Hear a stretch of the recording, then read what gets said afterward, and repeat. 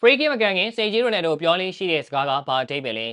ပရိသတ်များလုံးမင်္ဂလာများတနာအိုင်ဘတ်ကွန်ရှေကော online အကျဉ်းကနေပြန်လည်ကြိုးလိုက်ပါရင်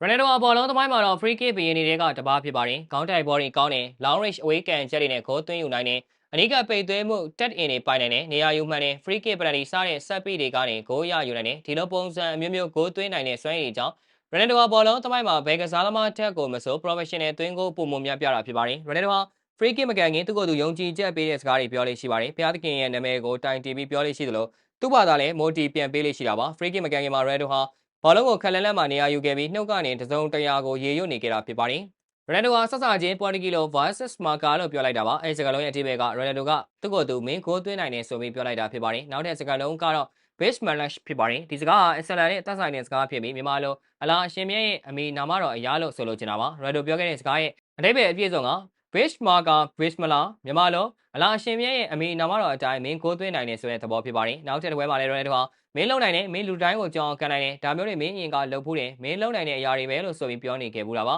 ။ဘောလုံးလောကရဲ့စံချိန်များပြီးဟာ Ronaldo ဖြစ်ပါတယ်။ Ronaldo အတွက်စံချိန်မှတ်တမ်းတွေဆိုတာထမင်းစားရေတော့အလွယ်တကူတင်နိုင်တဲ့အရာတွေလိုဖြစ်နေတာပါ။ကျွန်တော်ကစံချိန်တွေနောက်ကိုမလိုက်ဘူးစံချိန်တွေကသာကျွန်တော်နောက်လိုက်နေတာပါဆိုတဲ့စကားကိုလည်းအကောင်းဆုံးသက်သေပြနိုင်ခဲ့သူဖြစ်ပါတယ်။သူနဲ့တက်တူရွယ်သူကစားသမားတွေလက်ရှိအချိန်မှာကစားမဘွားကနေအနားယူသွားကြပြီဆိုပေမဲ့ Ronaldo ဟာဆယ်ကျော်သက်ကလေးတွေလိုမျိုးမြက်ခင်းစိမ်းပေါ်မှာခွန်အားပေါ်မှာနဲ့သွာလာလှုပ်ရှားကစားပြနေတုန်းဖြစ်ပါတယ်။ Ronaldo ရဲ့ကစားမဘွားစုစုပေါင်းသွင်းဂိုးအရေအတွက်က933ဂိုးထိရှိလာခဲ့ပြီဖြစ်ပါတယ်။ Ronaldo အနေနဲ့သွင်းဂိုး1000ပြည့်ဖို့ရသိမ့်မလို့တော့တာလည်းဖြစ်ပါတယ်။ United ကနေထွက်ခဲ့ရပြီးကာတာကဘာဖလားမှာလည်းပေါ်တူဂီကြာရှုံးခဲ့တော့ Ronaldo ရဲ့ဘဝပြီးဆုံးသွားခဲ့ပြီလို့အားလုံးကထင်မှတ်ခဲ့ကြပါတယ်။ Ronaldo အရင်လိုပြန်ဖြစ်နိုင်တော့ဘူးလို့မနာလိုတဲ့သူတွေကဝိုင်းပုတ်ချပါတယ်။ Ronaldo ကလည်း Ronaldo ပါတယ်သူကဗဒများလိုပါပဲဝက်တွေမနာလိုပြီးရှွတ်နဲ့လာလူးလေပို့ပြီးတောက်ပြောင်လာလေပါပဲ။ United ကနေထွက်ပြီးနောက်ပိုင်းစံချိန်တွေတစ်ခုပြီးတစ်ခုတင်ပြီး Ronaldo ဟာမနာလိုသူတွေရဲ့အတန်ကိုတိတ်ဆိတ်ခဲ့ပြီဖြစ်ပါတယ်။ကလပ်အသင်းမှာပဲဖြစ်ဖြစ်လက်ဝဲစင်မှာပဲဖြစ်ဖြစ်ကောင်းမေးညွှတ်မေးဆိုတဲ့စံချိန်မှန်ရင် Ronaldo ပိုင်ဆိုင်ထားတာတွေကြီးပါပဲ။ Ronaldo အသက်ဘယ်လောက်ရှိပြီလဲသူ့ကိုမြင်လိုက်ရင်10ကျော်သက်လေးလိုပါပဲအမြဲတမ်းစိတ်တက်ကြွနေပါတယ်။ Ronaldo ဟာသူ့ကိုယ်သူ